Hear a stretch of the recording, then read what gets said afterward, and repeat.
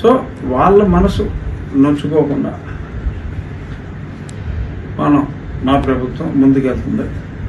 అందులో ఎటువంటి అపనమ్మకం ఎవరో పెట్టుకోవాల్సిన పని లేదు.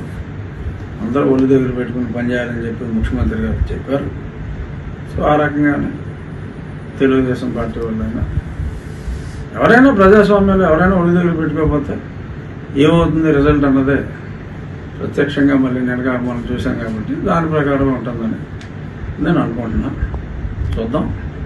ఇంకా సార్ ఈ ప్రశ్నలు ఏమన్నా ఉంటాయి సార్? ఇప్పుడు అన్ని సామాజిక వర్గాలకి చంద్రబాబు నాయుడు గారు సమతూకంతో చేశారు. క్షత్రియ సామాజిక వర్గానికనే ఉన్న కూటమిలో సభ్యులకి ఏ విధమైన స్థానాన్ని కానీ భర్తీ కానీ ఇవ్వలేదు. దీని మీద మీ ఒపీనియన్ ఏంటి? ఒపీనియన్ ఏముంటుంది, ఇంకా ఇస్తారేమో. ఎవరని ఎందుకు అనుకోవాలి?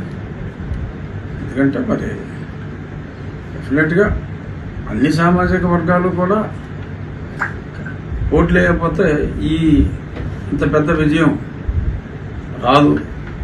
సో ఆ ఓట్లు అన్ని అంత పెద్ద విజయం అందటంలో క్షత్రియుల పాత్ర డెఫినెట్గా చాలా ఎక్కువగా ఉంది.